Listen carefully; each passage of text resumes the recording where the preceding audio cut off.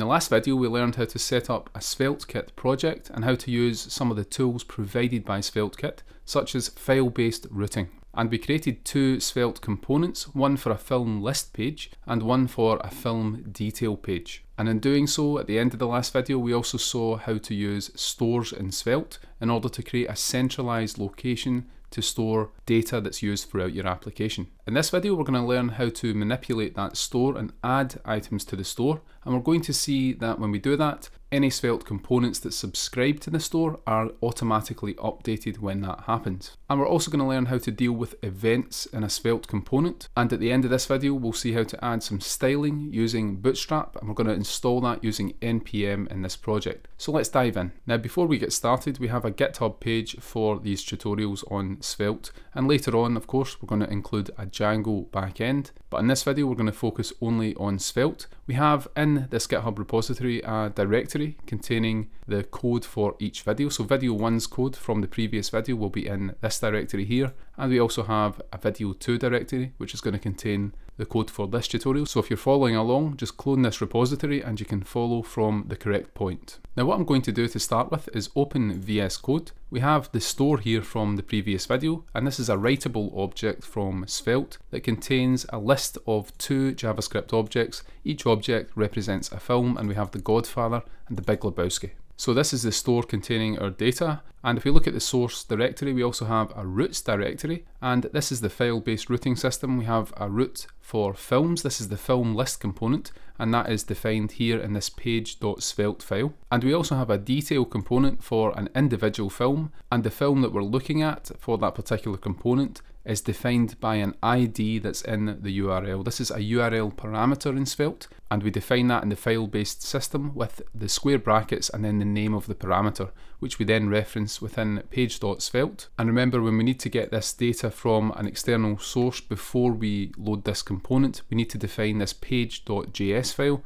and the params refer to this ID in the URL. We return that, and that is then accessible from this data object in the component. We're now going to move on, and we're going to add some functionality that's going to allow us to add a film to the store. Now later on, this will be integrated with the backend, but for now, we're just going to create a dummy version of this and show how to use events in Svelte in the process. Now I'm going to go back to the film list component, and that's this one here. And in the HTML for this component, I'm going to add a button just underneath the unordered list. And I've cleaned the page up a little here. We're going to give this button a type of button, and we'll give it some text at the moment saying add a film. So let's save this, and we can run the development server, which is controlled by Vite, by running the command npm run dev. So let's run that command, and this command is defined within the package.json file. As you can see here, we have a dev script that runs the Vite development server, and we're getting an error when I run that command. That's because I'm not in the correct directory here. So let's go to the video 2 directory,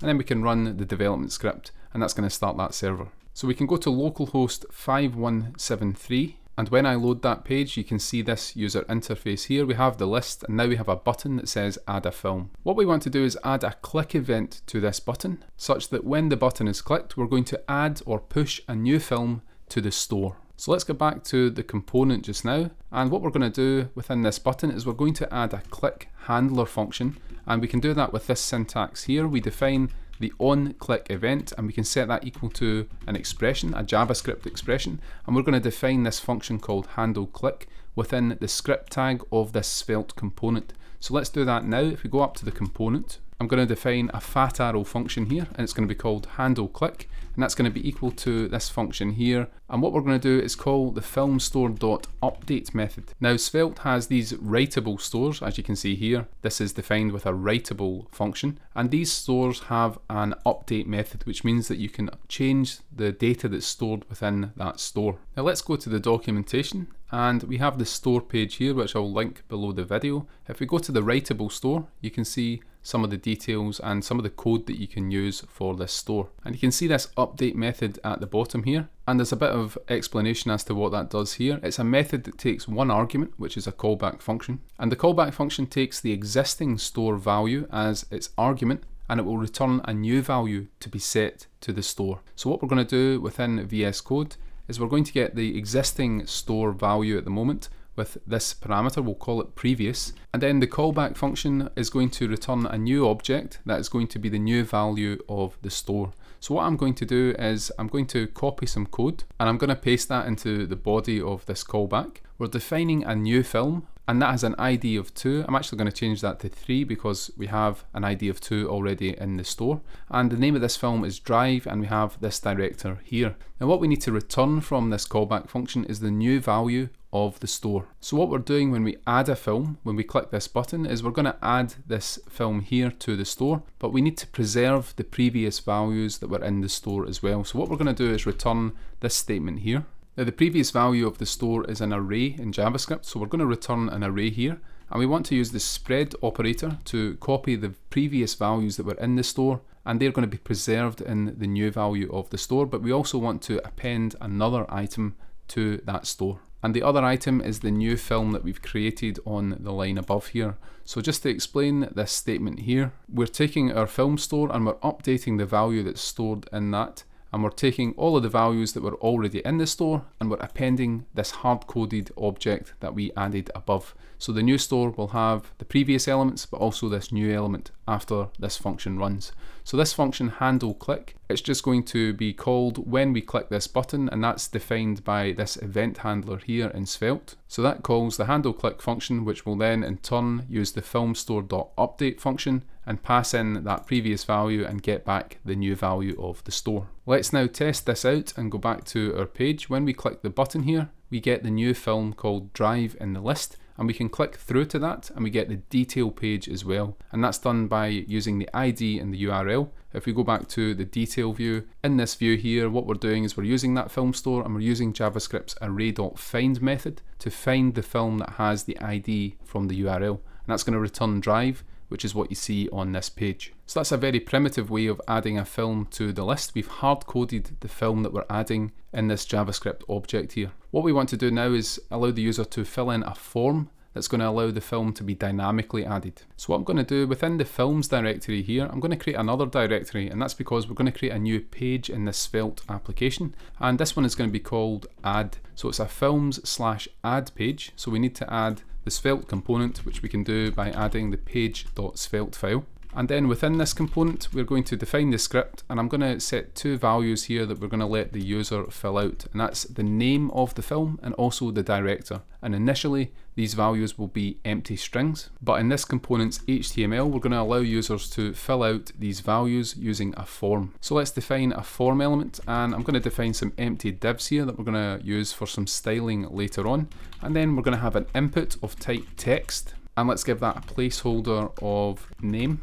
And the important attribute to use in Svelte in order to bind this input's value with one of these elements in the Svelte component is that we're going to use the bind attribute here, and we're going to bind the value of this input to one of the properties in the component, and it's going to be the name property for this one. And don't forget to close off the input element. So let's quickly go over this. We have an input of type text, and we're binding the value that's entered on this input by the user to the name field here on our Svelte component. So when a user enters a value, we're going to see that updated in this component variable. Now I'm going to copy this div here, and we're going to paste another one just below, and we're going to bind this input to the director value that we have in the state on line 3 here. And let's change the placeholder here to director as well. And the final thing to do just below the 2 fields is we're going to define a button that's going to allow the user to submit this form. Now before we go on, we're going to add some styles at the bottom. Remember from the first video that any styles that you define in a Svelte component, these styles are scoped to the elements within that component. So let's add some styles to the submit button, and that has a class of submit. So we're going to use this syntax here to refer to that button. And I'm going to paste some styles in here just to be a bit quicker here. We've got a background color of blue, and the text color in that button is going to be white. We're applying some padding of 5 pixels and a 10% border radius. We're specifying that the cursor should be pointer when we hover over this button,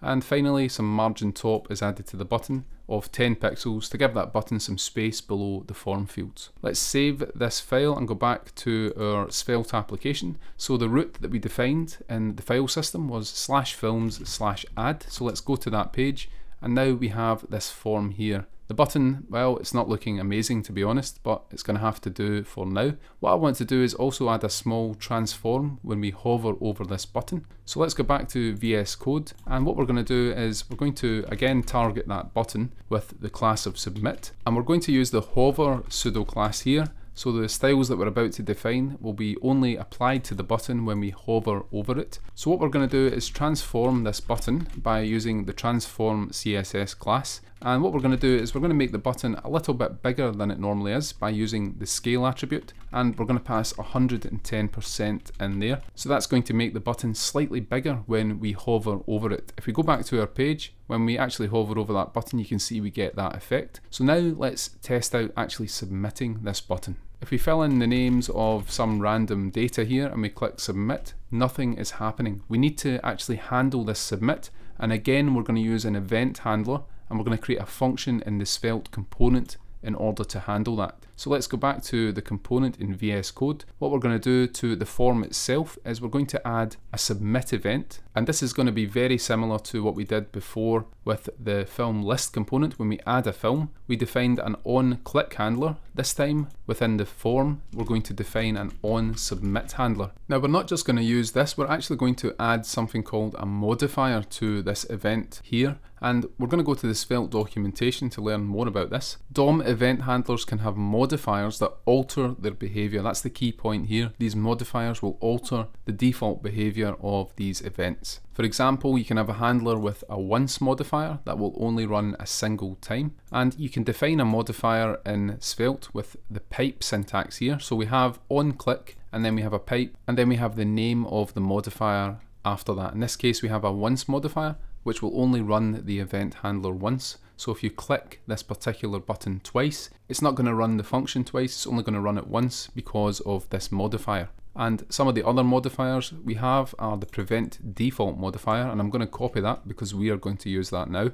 We have stop propagation, we have passive, and so on. I'll leave a link to this page below the video. Let's go back to VS Code, and we're going to use the prevent default modifier here within the form submit event. So let's paste that in here, and we need to set this to a function that we're going to define within this Svelte component. So let's call the function handle submit, and what this statement means is that when the form is submitted using this submit button that we have here, it's going to call this handle submit function, but it's also going to apply the prevent default modifier. If we go back to the documentation, what prevent default is going to do is call the event.preventDefault function before it runs the handler, and that's useful, as it says here, for client-side form handling. So let's go to our component, and we're going to write this handle submit function up here within the component. So again, I'm going to use a fat arrow function here. So it's going to be an arrow function like this. And again, what we want to do is we want to call the filmstore.update function, and that's the function we called here within this handler. Again, we're going to be adding a film to the store when this particular function is called, and that's because the user's filling out the form with details. We want to actually add that film to the store. So what I'm going to do is copy this code from this event handler, and we're going to paste it into this one here. So let's paste that in, and I'll clean this up at the bottom. And the new film that we're adding, we need to change the name and the director to reference the values that have been entered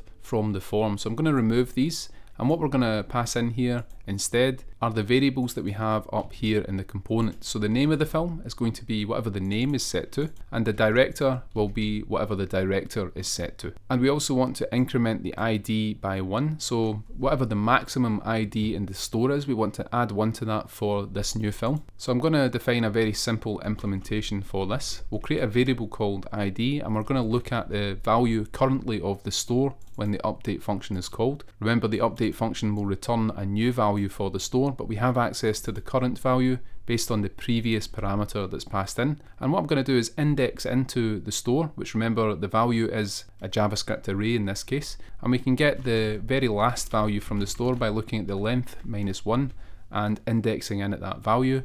And then we're going to access the ID property of the last element of the store and just add 1 to that. Once we've done that, we can pass the ID in as the new value here. So this is just going to get the last value, which is presumably the maximum value of the ID in the store, and it's going to add 1 to that. Now later on, this will be naturally driven by the database on the back end, but we'll keep this implementation for now. So let's go back to the Svelte application on this page here, and what I'm going to do is submit a new bit of data here. Let's say 𝗏𝗏 by the 𝗏𝗏 brothers, and when we submit that, it looks like nothing is happening here. Now what we need to do after we submit the form is redirect back to the film list page within the application. Remember that the list page is this one here that contains a list of all of the films that are in the store. We want to redirect the user back to that page after they have filled out this form and submitted it. Now I'm going to load a new page of the SvelteKit documentation, and this is for a function called goto, and this returns a promise that resolves when SvelteKit navigates to the specified URL. So what we're going to do is use the goto function in order to navigate or direct the user back to the list page. And I'll leave a link to this function below the video. If we scroll up a little bit, you can see that all of the functions in this section of the documentation are from the app/navigation module. So in order to import the goto function, we need to import it from the app navigation module. So let's copy that, and within the form component at the top here, I'm going to import the goto function. So it's going to be import goto, and where we're importing that from, I'm just going to paste that in. That's from the $app/navigation part of SvelteKit. Now what we're going to do is add the call to goto within this handle submit function. So what I'm going to do is I'm going to define this function block here. Previously we were just executing one statement, but now I'm going to define the block, and what we're going to do is we are going to end that block like that. So we're calling filmstore.update within handle submit, and we're also going to call this goto function here, and we're passing the endpoint that we want to redirect to, or the URL that we want to redirect to, and it's going to be /films in order to get back to that film list page. So let's save this now and see if that is going to work on our application. And when we submit the same details for 𝗏𝗏, this time when we click the submit button, again, unfortunately nothing is happening. If we look at the browser console, we can see that the film store is not defined. That's the problem that we have here. If we go back to the code, we're referencing this film store, but we haven't actually imported that in this file. So I'm going to add that import right at the top, and we're going to import the film store, and it's going to be from a particular module. That's the Svelte Store that we defined. So let's go back several directories until we see that store, and we can then import the film store and save this file and go back to the page, and we're going to refresh this page. And hopefully this time when we fill in 𝗏𝗏 here, we are going to get the redirect back to the list page. So let's fill that in. We get redirected back to the list page, and you can see that 𝗏𝗏 has actually appeared in that list. It's been added to the store dynamically from that form page, and now we can click 𝗏𝗏 and we're taken to the detail page. So let's quickly cover what's going on here. If we go back to the form, that is defined by this new Svelte component at the /films/add root. And that root has this component, this page here, and what we're doing within that page is we are defining a form, an HTML form element that has two inputs, one for the film's name and one for the director, and we're binding the values of two variables that we have in our Svelte component. Those component variables are bound to the value that's entered into these input fields, and then we also define an onSubmit event, and we pass the handle submit handler function to that. So when the form is submitted, what happens is that the handle submit function is called, and we are updating the film store, and we're passing the details from these two variables which have been entered by the user, and then we update the value that's stored in that particular film store, and we redirect the user using this goto function back to the film list page. So I hope that makes sense. What we're now going to do is add a navbar to this application, and we're going to see how Svelte handles assets, and also how Svelte can use layout files to consolidate the layout of different components around a common structure. And we're going to style some of the applications so that it looks a little bit better. So I'm going to stop the server, and we're going to run npm install bootstrap, and that's going to install Bootstrap into this environment so that we can use it within the Svelte application. Now after you run that command, Bootstrap is going to be in the node modules folder, and you can see it here, and we have this dist folder which contains the CSS for Bootstrap and also the Bootstrap JavaScript files. Now in order to use that in our Svelte application, we need to have those files within the static folder that's part of the code that was generated from that starter pack that we installed. So we have this static folder that currently just contains one PNG file. What we're going to do is we're going to manually copy the Bootstrap CSS file into that folder. So let's go to the dist folder and go to the CSS folder here, and it's going to be bootstrap.min.css. I'm just going to copy that in VS Code, and then let's go up and we're going to minimize the node modules, and we're going to paste this into the static folder here. And now the Bootstrap CSS file is here within the static folder. Now there are ways to automate this using Vite and things like rollup. We're not going to cover that in this video, we're just going to keep it simple and import the CSS directly into the static folder.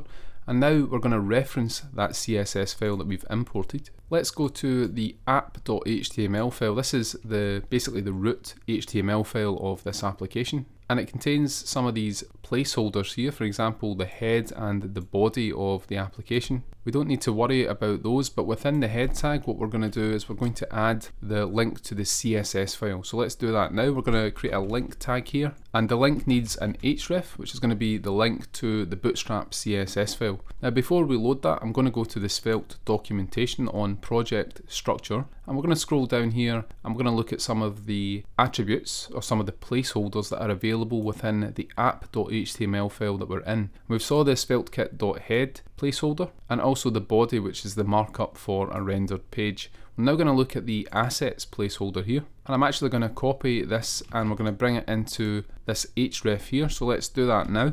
And the assets, it refers to this static directory that contains our static assets. So we're referring to that directory, and we want to load the bootstrap.min.css file that's within that directory. So let's copy the name of that. Let me go back to this here. We're going to put the slash in, and then we're going to paste bootstrap.min.css. So this placeholder just refers to the directory, the static directory that contains the assets for the project. And when you build your Svelte application, the compiler is going to know where to look for those assets based on these placeholders. And what we're referring to is the Bootstrap CSS file. And once we've done that, we can close off the link tag and save this. Now before we test this, I've also forgotten to add the rel equals style sheet attribute to this link tag. So let's add that. And now we're going to test this out. If we go back to the film list component, we have a UL tag here, and this wraps the list of films that you see on this page here. What we're going to do is we're going to target that, and we're going to add a class to that. Let's say background success.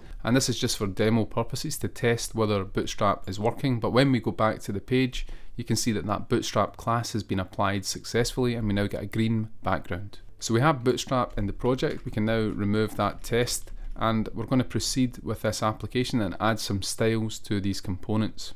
Now what we're going to do is define a common layout for the Svelte application. We need a navbar that's going to be on every page. So what we don't want to have to do in the component HTML is add that navbar to every component and duplicate that code. What you can do in Svelte is define what's called a layout, and that is done with a layout.svelte file. So let's go back to the Svelte documentation. Again, I'll link this below the video. You can see that file here. It lives alongside the page.svelte, and it can define the layout for your application. As it says here, different routes in your app will often share a common user interface, and instead of repeating it in every component, you can use a layout.svelte component that applies to every route in the same directory. So what we're going to do is go back to VS Code, and we're going to go to the films directory here, and we're going to define a new file. It's going to be plus layout.svelte.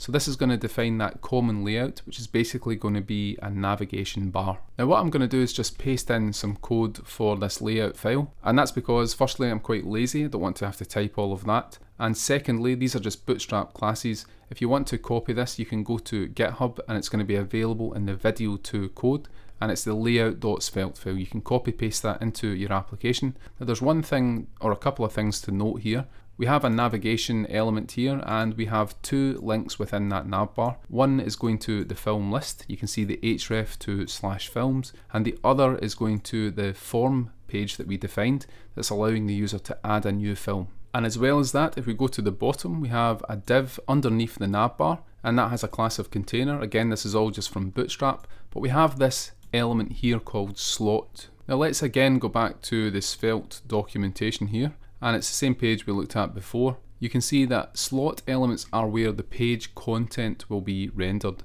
So when we define a layout.svelte file, this is applied to the pages within that directory and also every child root. So that means that every page within our film application here is going to inherit this layout.svelte file, and that's because it's defined here in the films directory. That means it's going to be added to the detail page here and also the form add page. And the slot is defining the content that's coming from each of those components. So for the film list page, if we go back to that code, the content that's rendered from that component is going to be this HTML code, filled in with the values here from the component. That's what's rendered into the slot here. So the layout just defines a common layout that can be used throughout the components, and the slots allow you to fill in those layouts with dynamic content from each component. Again, I'll leave a link to this page in the description of the video. Let's now save this and go back to this page here. You can see we now have a navigation bar, and if we click add film,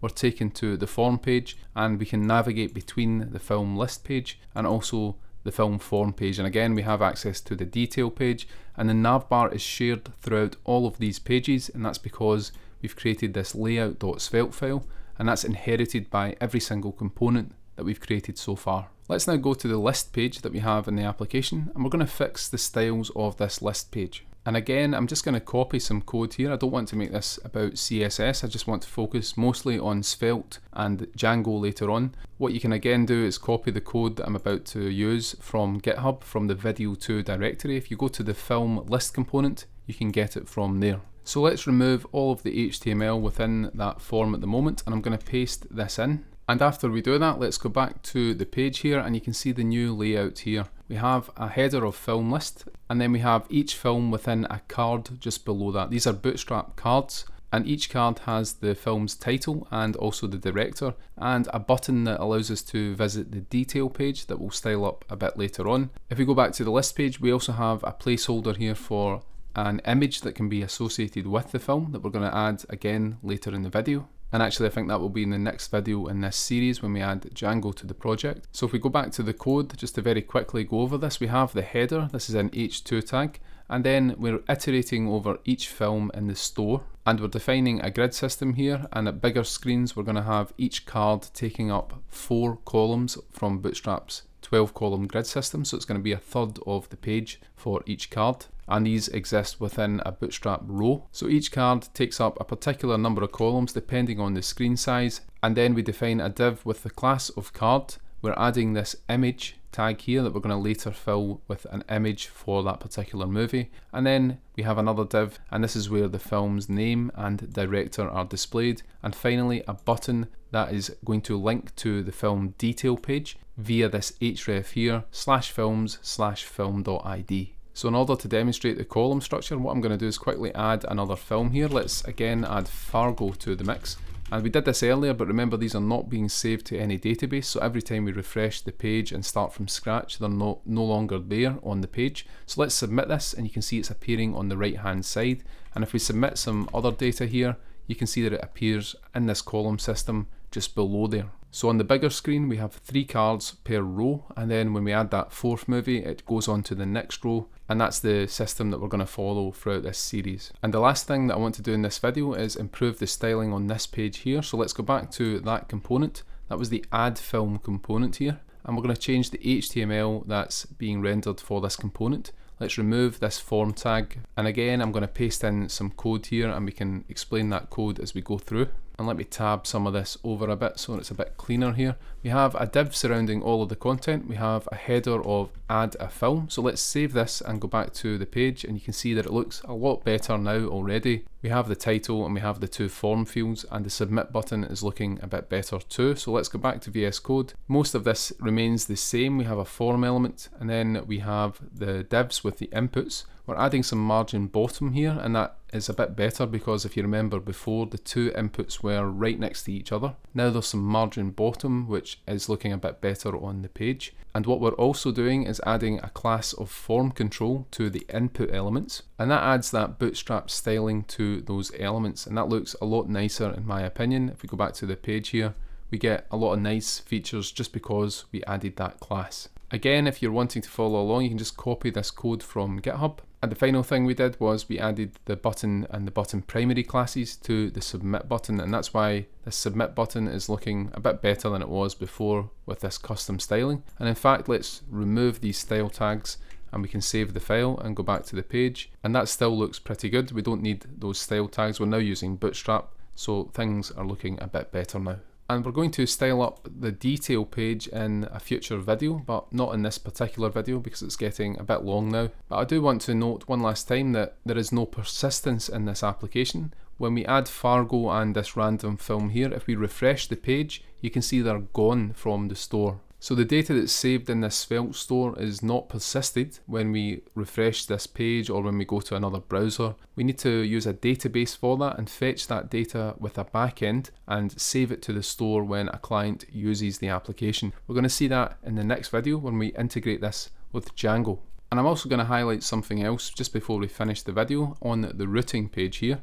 And this is related to us using Django. Actually, SvelteKit does come with its own server-side functionality. If we go to the server routing page here, and again I'll leave a link to this below the video, you can define routes with a server.js file, and this, as it says, it's referred to sometimes as an API route or an endpoint, and that can give you full control over the response. Your server.js file can export functions that contain HTTP verbs like get, post, and so on. So you can see that here we have a function that's being exported called get here, and that is performing some logic and returning a response to the client. So again, this is file system based routing. You can define a server.js file anywhere within that routes directory, and that is going to be a backend API endpoint, and therefore the point of this is you can actually use SvelteKit as both front end and back end for your application. So if you're using Svelte, you don't technically need a Django backend or a Go backend or whatnot. You can just keep everything within the SvelteKit framework.